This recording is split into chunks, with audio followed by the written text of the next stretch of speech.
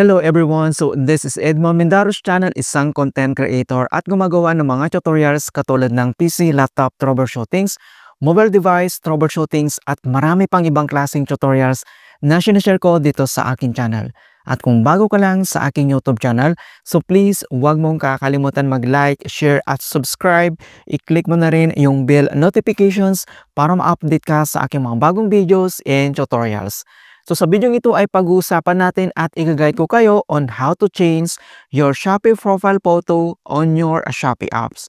So sa pag-change naman ng ating Shopee profile photo, pwede natin yan gawin kahit ilang beses, wala po yan restrictions. And then ilalagay ko sa description box ang iba pang Shopee tutorials para mag-guide ka. Kaya wag na nating patagalin at start na natin. So ang next step ay kailangan mo lang i-open yung Shopee applications. Kapag na-open mo na, so dito lang sa baba ay kailangan mo lang i-click dito or i-tap mo lang dito yung Meta profile na makikita lang dito sa bottom right corner. And then once na-open mo na dito yung Shopee homepage profile mo, kung paano ba natin palitan yung ating Shopee profile photo, so dito lang sa top left corner and then makikita mo dito yung ating profile beside lang sa ating username, i-click mo lang dito yung pin icon and then mapupunta na tayo dito sa edit profile.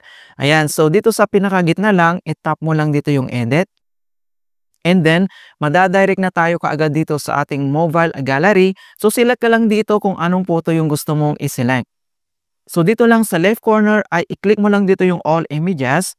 And then, select lang tayo dito ng ating ipapalit na profile photo natin. Ayan, kapag nakaselect ka na and then dito lang sa top right corner ay makikita mo dito yung check na mark na kulay orange. I-tap mo lang yan. And then, pwede mo naman itong i-crop. Ayan.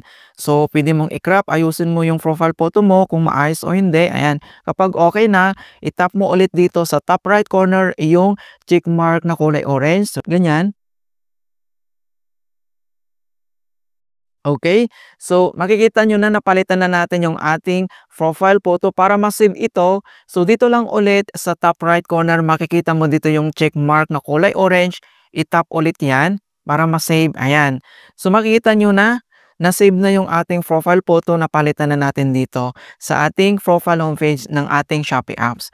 Alright, so ganoon lang po kasimple kung paano tayo mag-change ng ating Shopee profile photo. In hope na nakapagbigay ako ng konting kaalaman at guide tungkol sa Shopee tutorials. Thank you guys and see you in my next tutorials.